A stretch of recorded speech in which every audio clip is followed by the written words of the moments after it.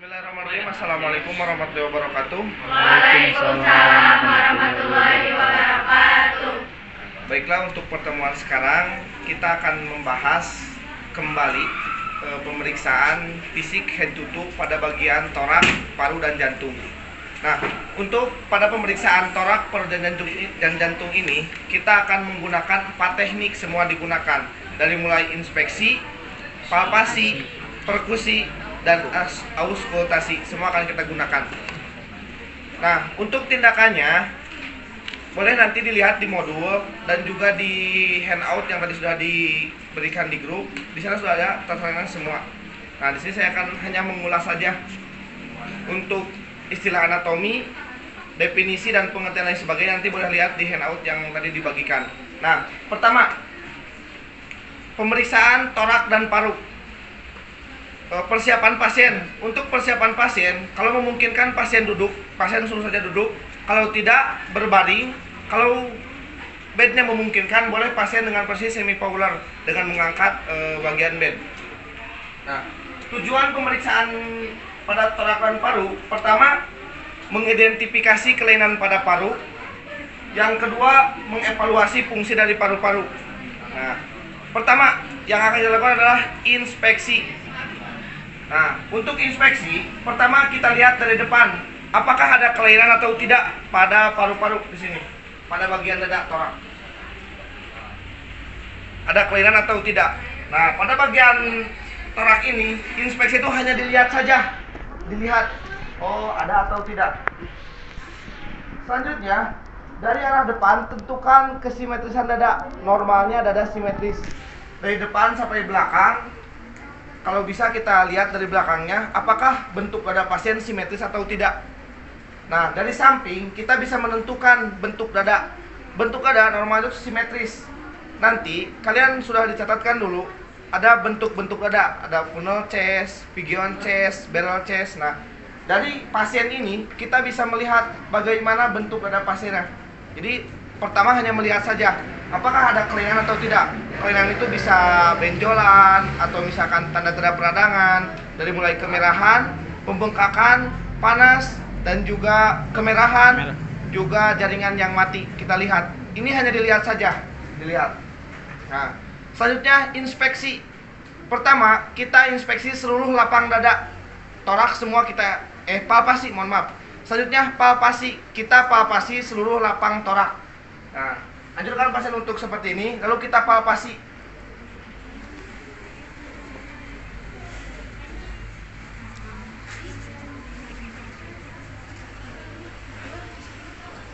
Nah, palpasi itu seluruh lapang torak dari mulai clavicula, nah, sternum kita palpasi, dan juga tulang koste kita palpasi. Nah, pada saat palpasi yang kita tanyakan kepada pasien, apakah ada nyeri atau tidak? Apakah ada benjolan atau tidak?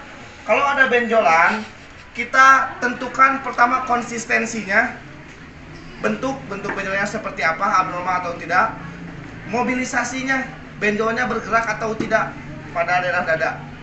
Nah, setelah seperti itu, selanjutnya kita palpasi ekspansi dada.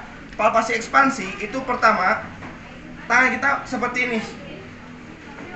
Letakkan jempol di bawah processus sigmoideus seperti ini. Lalu anjurkan pasien untuk bernapas. Pak, punten napas. Lalu kita bandingkan apakah pergerakan paru-paru atau dada kanan dan kiri seimbang atau tidak. Nah, juga kita rasakan apakah tarikan napasnya normal atau tidak. Normalnya itu 16 sampai 24 kali per menit dengan kedalaman 3 sampai 5 cm. Ini dada ya, itu hanya perkiraan saja, dikira-kira saja. Juga kita rasakan pada saat bernapas, pasien itu menggunakan otot-otot pernapasan atau tidak. Ada retraksi atau tidak. Retraksi interkosta itu, jadi pada saat pasien bernapas, apakah ada tarikan otot ke dalam secara tiba-tiba atau tidak. Seperti itu. Nah, kita rasakan ada atau tidak. Setelah itu, tadi kan dari bawah seperti ini. Nah, lalu tadi kan pasien suruh bernapas. Selanjutnya kita suruh pasien untuk menyebutkan angka 7. Pak, 7. Naik. Nah, seperti itu. Kalau kan dari atas ke bawah, karena dari bawah ke atas juga sama, tidak apa-apa. Biar langsung. Tentukan getaran suara dan bedakan antara kanan dan kiri. Jadi pada saat pasien menyebutkan 7, kita tanya sama tidak getarannya di antara di kiri dan di kanan. Seperti itu. Selanjutnya, perkusi.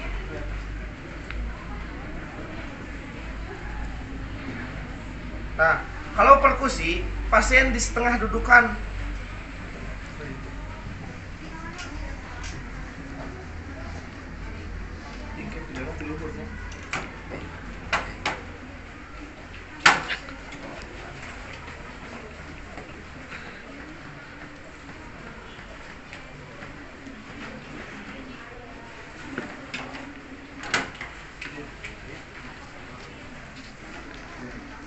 Nah, untuk perkusi, pasien di posisi tengah duduk.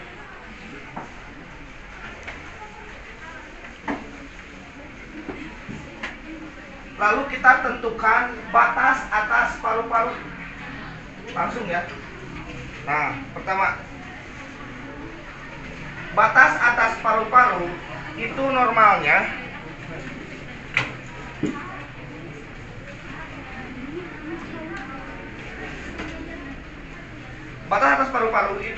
di supraclavicular kiri dan kanan. Jadi di bawah ini nih.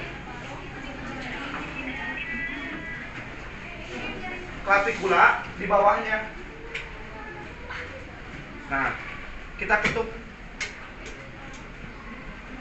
Kita harus bisa membedakan ya, mana suara paru-paru, mana yang bukan suara paru-paru. Karena kan suara paru-paru itu apa? Sonor atau timpani? Sonar. Sonor. Atau kalau di sini mah dub. Nah, seperti ini. Ini suara paru-paru. Kita bedakan dengan ini. Tidak ada kan? Atau tulang.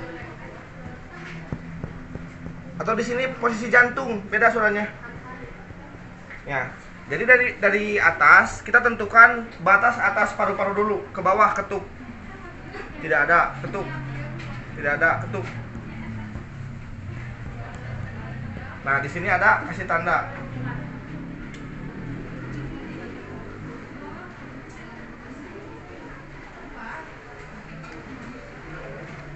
Nah, sekarang dari bawah, atas, bawah. Bawah itu normalnya posisi paru-paru itu ada di ICS 6 mid clavicularis sinistra. Kita ketuk dulu dari bawah ke atas.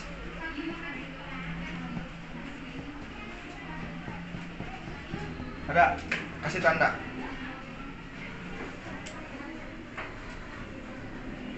Nah, lalu kita hitung benar tidak ini ICS 6. Dari atas kan, 1, 2, 3, 4, 5, 6. Ya, ini 7. Yang kesini tulang rusuk tidak sejati. Tulang rusuk ada berapa pasang?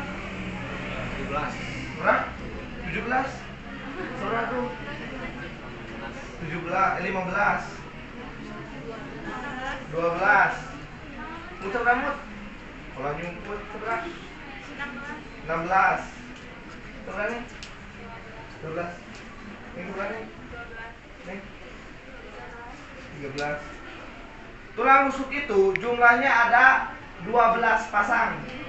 7 pasang rusuk sejati, 3 pasang tulang rusuk tidak sejati, dan 2 pasang tulang rusuk melayang. Jadi kalau misalkan ini 6, berarti 1 naik 1 dari yang tidak sejati. Nah, ini kan di sini yang sudah sejati. Nah, ini 6. Selanjutnya dari kiri. Nah, kalau dari kiri kita ketuk dari daerah mid axillaris anterior. Axilla, mid axillaris anterior. dari lateral ke medial.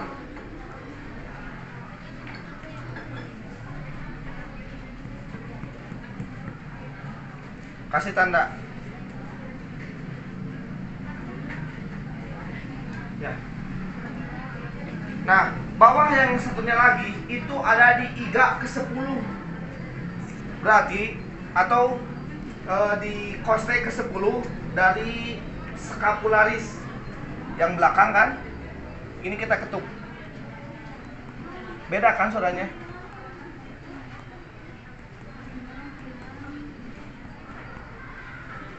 Kasih tanda. Nah, sudah 1, 2, 3. Nah, baru sekarang yang samping. Tadi kan baru atas, bawah, kiri, ujung. Sekarang bagian yang kiri. Dari tengah-tengah sternum kita ketuk ke arah lateral. Kalau tadi dari lateral ke medial, kalau sekarang medial ke lateral.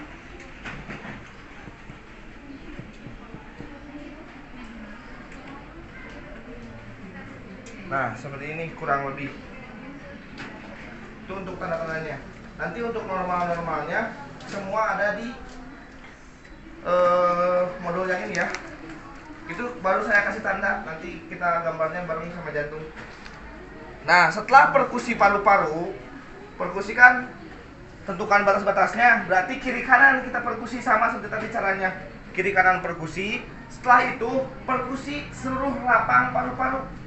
Jadi gunanya kita mengasih tanda teh untuk kita memperkusi bagian lapang paru-paru semua, tidak?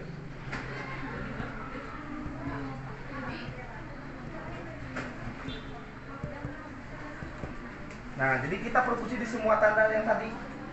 Lanjut ke tengah.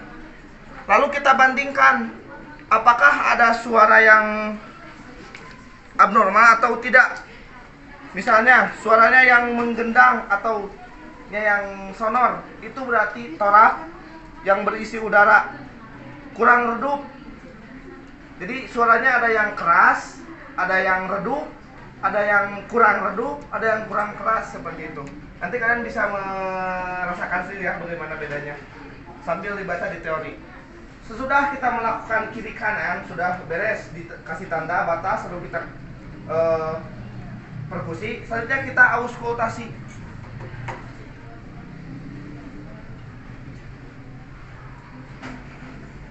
Caranya auskultasi. Nah, kita masukkan telinga.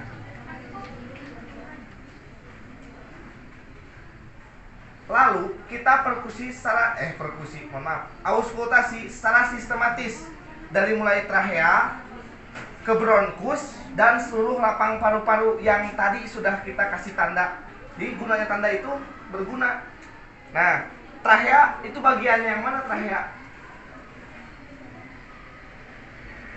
Nah, bagian paru-paru itu kan seperti ini kan kurang lebihnya. Trachea itu yang mana? Yang ini atau yang ini atau yang ke bawah? 1, 2 atau 3? Yakin? Nah, trachea itu yang 1. Jadi nanti kurang lebih kalau seperti ini, kita nanti auskultasinya dari sini dulu, trachea dulu. Dari trachea lanjut ke bronkus yang bercabang. Dari bronkus langsung ke seluruh lapang paru-paru. Kalau dada itu dibagi menjadi kalau kanan itu dibagi menjadi berapa lobus? 2 lobus. 3 lobus. 2 lobus atau 3 lobus? Kanan itu 3 lobus. Kalau kiri 2 lobus. Nah, dan juga catatannya untuk tadi, untuk menentukan batas atas paru-paru, bagian kiri itu lebih tinggi daripada bagian kanan. Karena bagian kiri itu ada jantung ya yang masuk di atas paru-paru. Jadi bagian parunya lebih tinggi daripada bagian kanan. Seperti itu. Nah, kita auskultasi dari mulai trachea seperti ini.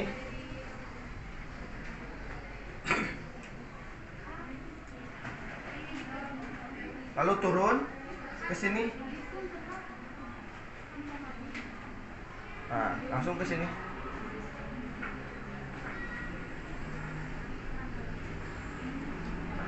Seperti itu ya kurang lebih.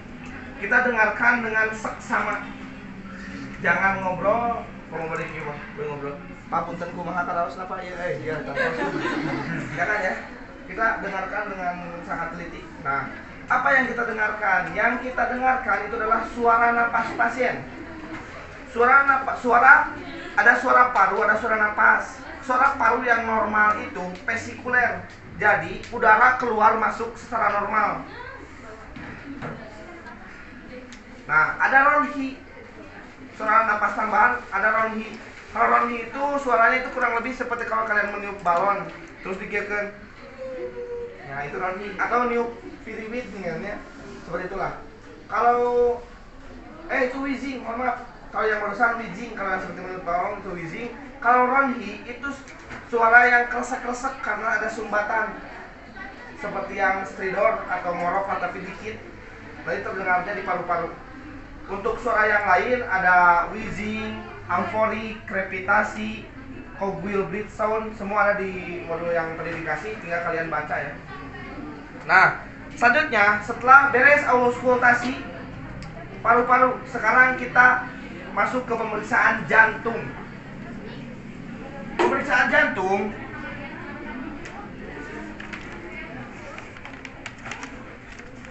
pertama kita seperti biasa inspeksi.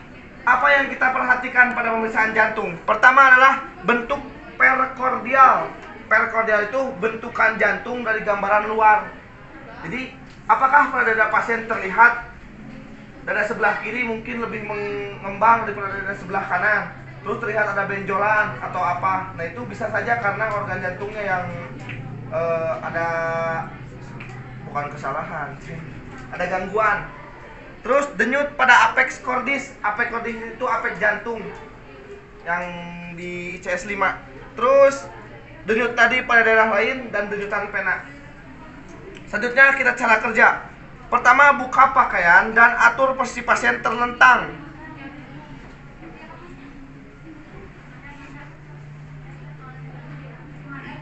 Nah, sambil kita lihat seperti ini, pertama kita lihat dulu bentuk dari luar. Ada abnormal atau tidak. Yang kedua, kita lihat pulsasi atau denyutan pada ictus cordis atau pada apek. Nah, yang ini. Nah, ini. Cari. Jangan. Nah, zoom berarti. Nah, ini.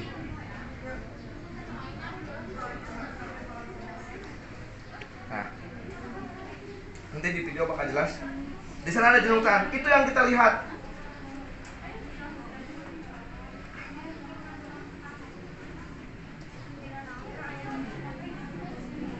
Nah, normalnya denyutan itu hanya terlihat sekitar 1-2 cm atau selebar ibu jari di sini.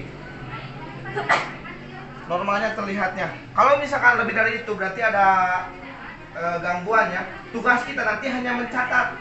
Catat saja semua kelainan, catat, serahkan ke dokter, nanti dokter yang membuat diagnosa.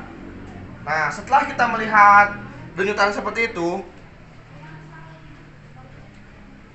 kalau misalkan ada denyutan di daerah lain, misalkan di daerah aorta nih, aorta itu ICS 2 garis sternal luar sinistra di sini. ICS 2 garis sternal luar dextra di daerah sini nih. Kanan dari sternum. Nah, di sebelah sini kurang lebih. Atau di sini nih. Ini daerah aorta. 1 2 di sini.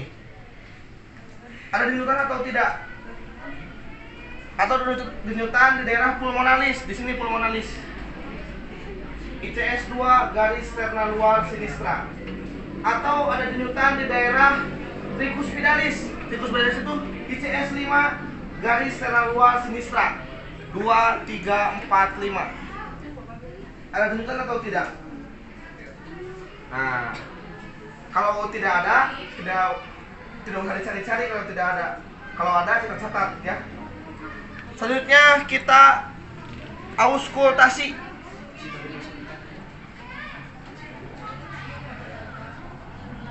Nah, auskultasi cukup kita letakkan di 2 tempat saja. Pertama di daerah aorta dan pulmonalis, yang kedua di daerah tricuspidalis.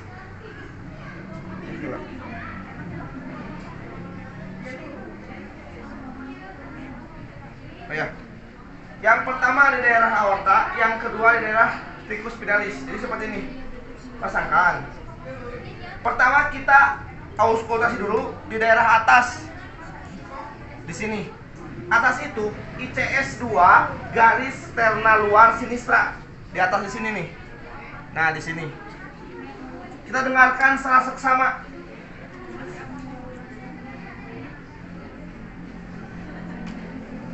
Di daerah pulmonal dan aorta, intensitas bunyi jantung 1 akan lebih rendah daripada bunyi. Oh, bukan. Di daerah yang atas yang barusan kita dengarkan, nah ini di sini. Normalnya bunyi jantung pertama akan lebih rendah daripada bunyi jantung yang kedua. Kenapa? Kenapa? Karena bunyi jantung pertama itu pada saat ventrikel memompakkan darah ke seluruh tubuh, atau pada saat katup mitral dan trikuspitalis menutup secara tiba-tiba. Loh, gitu kan, dari bawah, otomatis suara ke atas kurang, karena dari bawah kan suaranya. Nah, kalau sekarang kita akan memeriksa yang kedua. Yang kedua itu di daerah antara mitral dan trikuspitalis, berarti di ICS 4 garis terna luar sinistra. Tadi kan 2, 3, 4. Di sini kan, di tengah-tengah. Simpan di sini. ICS 4 garis terna luar sinistra. Di sini. Nah, di sini baru kita dengarkan secara seksama juga. Di sini intensitas bunyi jantung pertama lebih keras daripada bunyi jantung yang kedua. Kita harus dengarkan lup dup lup dup lup dup. Itu bunyi jantung yang normal. Kalau yang ada tambahan, misalkan galop atrial, itu S3. Kalau galop ventrikel itu S4. Jadi S1 mah suara normal loop, S2 suara normal dub, S3 galop ventrikel, S4 galop atrial. Galop ventrikelnya galop atrial. S3 itu muncul sebelum S4 dan setelah muncul sebelum S4 dan setelah S2. Kalau S3. Kalau S4 setelah S3 sebelum S1. Kalau kalian mau dengarkan suara yang jadi bukan lup dup dup dup, bukan seperti itu. Lup dup dup dup dup. Gitu. Kalau kalian mau dengarkan suara yang jelas, karena mencari pasiennya itu susah ya untuk kalau yang sakit. Kalian boleh dengarkan di YouTube, ada sama kelistrikan jantungnya dari NYS anode-nya, pacemaker gimana menghantarkan listrik dari S anode, api node, bandel his sehingga bisa timbul suara jantung pertama, kedua, ketiga, itu ada di YouTube. Pakai headset jadi supaya kedengaran suara jantungnya ya. Nah, setelah kita auskultasi jantung, selanjutnya adalah palpasi.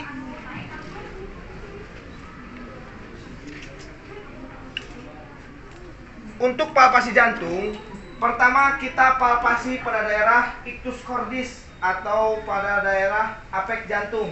Apek jantung itu terletak di ICS 5 mid clavicularis sinistra. Ini kan ICS intercostalis mid clavicula. Ini clavicula, kita ambil mid di tengah. ICS 5 1 2 3 4 5. Nah, di sini. Lalu kita rasakan apakah ada pulsasi atau tidak. Pulsasi itu denyutan.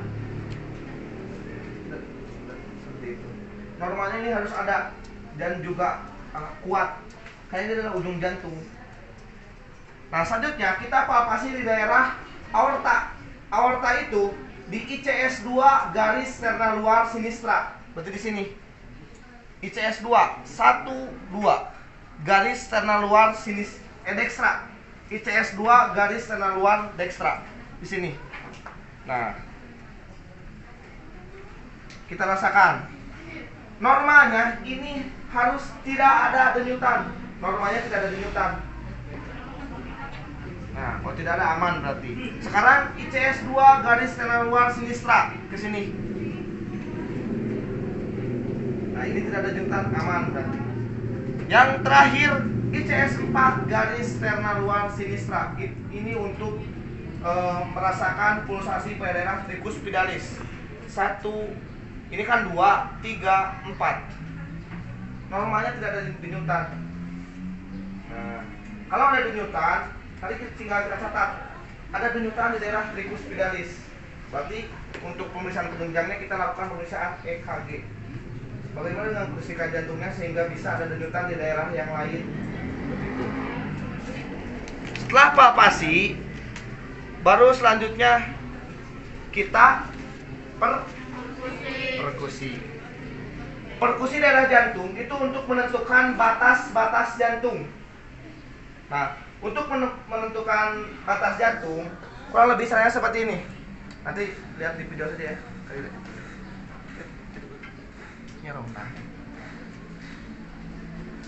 Nah, caranya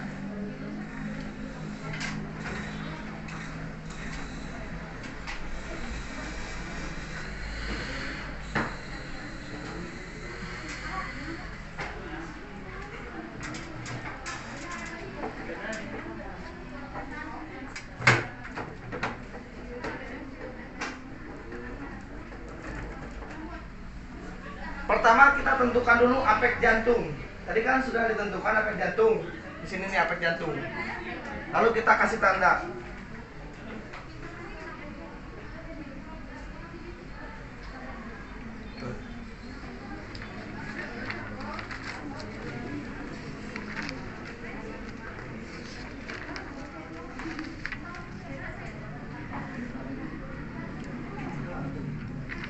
Nah, setelah kita ketemu apek jantung, selanjutnya kita perkusi dari daerah mid aksila dari lateral ke medial. Jadi ya, kadinya diketuk sampai menemukan suara yang redup. Jadi, seperti ini.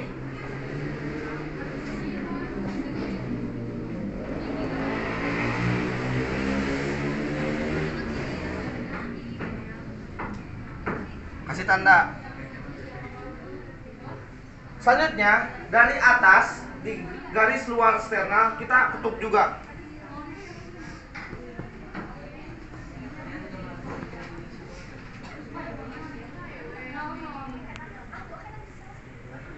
Yang terakhir di garis sterna luar dekstra.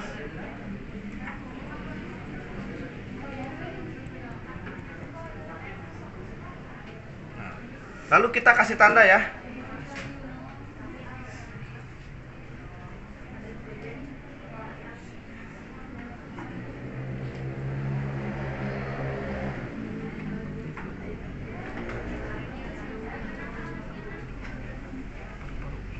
Jantung.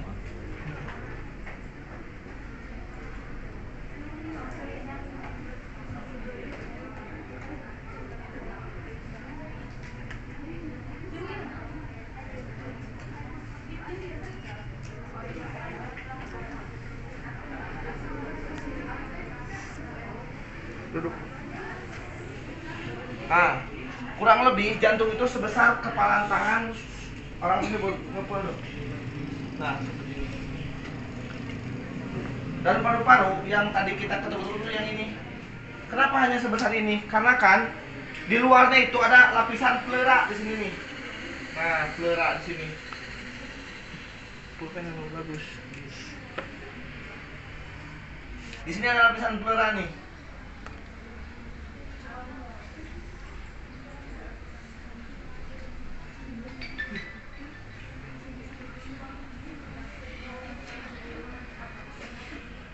Nah, kurang lebih seperti inilah. Di sini kan pleura visceral, pleura parietal, di tengah-tengahnya ada cairan pleura. Ini paru-paru yang kurang lebih lah. Ini hanya taksiran saja ya. Tidak pasti, oh paru-paru itu sedikit, enggak. Ini hanya taksiran saja. Kalau betul ya alhamdulillah, kalau enggak murinannya alhamdulillah. Nah, ini kurang lebih bentuk jantungnya. Ini vena cava superior, vena cava inferior. Di sini daerah aorta dan pulmonalis. Di sini katup, di sini katup. Ya.